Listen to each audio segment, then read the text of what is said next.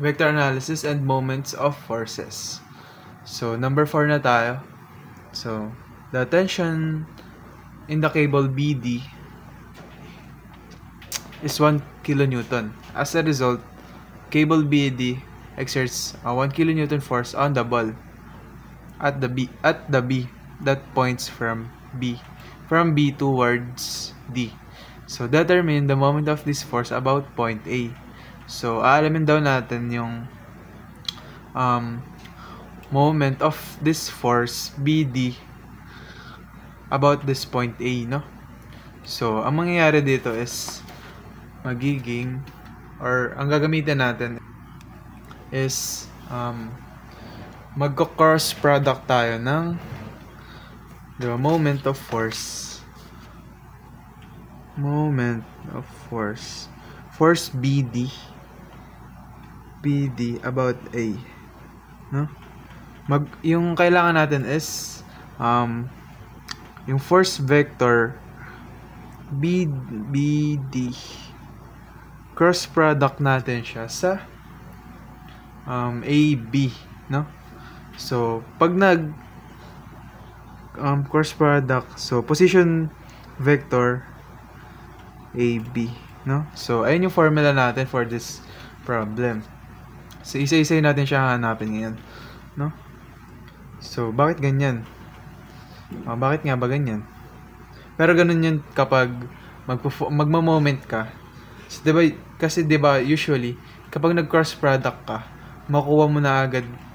Pag nag-cross product ka ng dalawang parehong position, makukuha mo yung perpendicular, no? Pero kapag ang i-cross product mo is yung force vector at saka position vector, ang makukuha mo is moment. So ganun yun. So yeah, let's start, no? Hanapin muna natin yung ating force vector. Ay sorry, dapat meron tong arrow sa taas, no? Kasi force vector siya. So first, hanapin muna natin yung, or lista muna natin yung mga given and yung hinahanap. So yung hinahanap is moment of force BD about A, you know? Mga ba notation? Actually pwede na yun, moment of force for FA lang, no? Then ang given natin, we have 1 kilonewton from B to D. So that's magnitude yan, So ang magnitude is 1 kilonewton. And then yung mga positions or yung coordinates. So kunin na lang natin na coordinates dyan is yung mga gagamitin natin, which is BDA. So for B, we have 4, 3, 1. And then for D, we have 0, 5, 5. And for A is in the origin 0, 0, 0. And meters to lahat, no? So next, let's continue. So ang first step natin is kunin muna natin yung position force vector, di ba? So alam natin yung formula ng force vector is force vector BD is equal siya sa magnitude ng force times yung unit vector. And alam natin yung unit vector ay equal siya sa call this position vector over yung magnitude ng distance or yung D, no? Yung value ng D is, di ba siya? Is equals to square root of yung x squared plus y squared plus z squared, no? Ayun yung expansion ng D. And then ito naman or yung position vector, ayun yung naka-ijk, di ba? So let's continue. Hanapin muna natin ang ating position vector R. Position vector R BD, no? So paano yan? So in this problem, alam natin na ang initial natin is B and yung force is papunta siya sa D. So therefore, this is initial, final, B to D, no? So let's start. So yung I natin is, diba, B to D. So therefore, yung final minus initial yun, di ba? Bale, 0 minus 4. 0 minus 4. Ay. Final minus initial. So, 5 minus 3 for j natin. 5 minus 3 for j. Plus, for k natin, we have 5 minus 1. 5 minus 1 k. No? Then, tingnan natin yung solution natin dito. So, simplify natin ang ating position vector BD. It will give us negative 4i plus 5 minus 3 will give us 2j, and then 5 minus 1 will be 4k. So, meron na tayong position vector ng BD. So, actually, pwede na natin to directly isalpak, no? Pero wag muna. So, kunin muna natin yung D. So, this. So, ano lang siya, no? X squared, Y squared, Z squared. So, since meron na tayong X, Y, Z, pwede na natin siyang kunin. So, negative 4 squared plus yung Y natin 2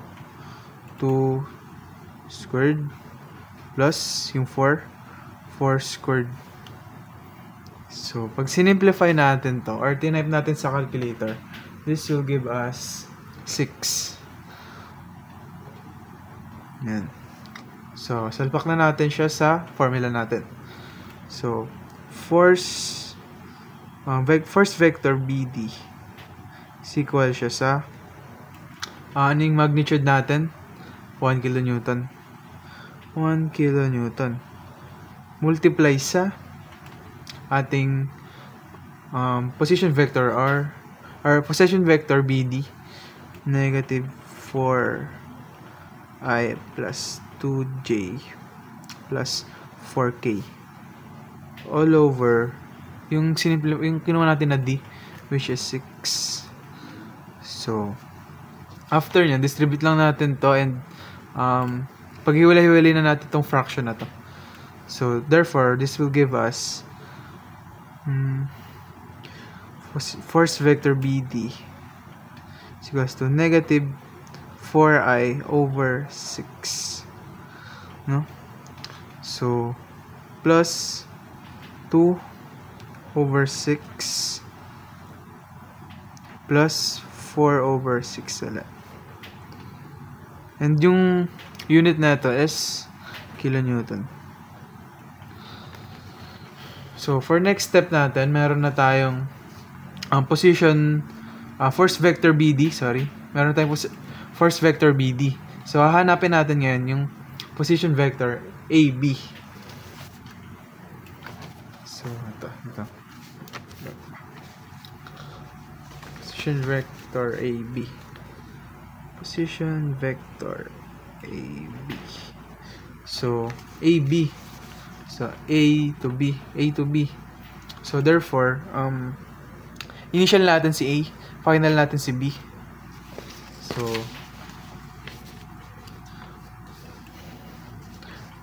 So magiging final minus initial ulit, 4 minus 0 ay plus 3 minus 0 j plus RAB, then 1 minus 0 k. So simplify natin. AB equals to may 4i plus 3j and then mukha siyang 7 plus 1k. Yan. So meron na tayo ng lahat. Meron na tayong first vector BD, and then meron na tayong position vector AB. So ang gagawin na natin next is mag cross product. So, for moment of force, PD about A. So, cross product natin. I, J, K, I, J.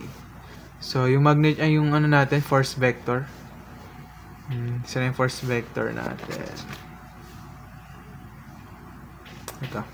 For negative 4 over 6, 2 over 6, 4 over 6, negative 4 over 6, 2 over 6. And then, next is yung ating position vector. We have 4, 3, 1, 4, 3. So, tutuhugin na natin siya. Visual method daw to. Also, lahat pala ng pababa is ayun yung mga positive. Lahat ng pataas is ayun yung mga negative. So, therefore, ganito siya. For I, pababa. And for J, ito siya. Pababa ng J, ito. And for K, pataas ng K, ito. For pababa ng K, ito. So, ang ma-create natin dyan na equation will be equivalent sa tawag dito. So, pababa is positive. For I, we have 3 times 4 over 6 minus yung pataas ng I, we have 2 over 6. Na full storage ako, buti napansin ko. So, hindi ako nagtuloy-tuloy. So, dito na tayo, nasa J na tayo, no? So, pababa ng J. So, pababa ng J. Saan na yun to? So, 1 times negative 4 over 6. And then, minus yung pataas ng J, which is 4 over 6 times 4. Times 4. Ayun for J. Plus, for K natin, which is pataas ng K. Pababa ng K muna. 4 times 2 over 6 minus pataas ng K, we'll have negative 4 over 6 times 3. That's 4K. Simplify na lang natin siya. So, wait lang. So, after kong ilagay siya sa calcu, no? So, binigyan niya ako ng answers na 1.666. Actually, ito mahabang fraction to. Like, 1.666667. Pero, since final answer na naman to, pwede na ako mag-round off. Therefore, nag-3-digit na ako. Nag-3-digit na agad ako. So, 1.667, then 3.333, negative siya. Tapos, ito, positive 3.333. Tapos, yung unit niya is kilonewton meter. And then, pwede natin kunin din yung kanyang magnitude. Though, final answer na naman to. So, pero pwede rin natin kunin yung kanyang magnitude. So, i-ano lang natin siya. I-squares. Sum ng squares, tas square root. So, same lang siya dun sa formula ng distance natin or yung magnitude ng distance, no? So, basically, ganito lang siya. Squared lang natin. And then, approximately, since naka-round up to, pag approximately, 5 kilonewton na siya. Kilonewton meter. No? So, that's it for, isalin nyo rin, I think, i-box nyo rin to. Both yan i-box nyo pag gawa na kayo ng problem set. Ayan yan. Barumbadong box lang. Then, that's it for, you call this, 5 kilonewton. Hindi kita pala yung 5 kilonewton kanina. I think that's it, no? For OBA number 2. Thanks.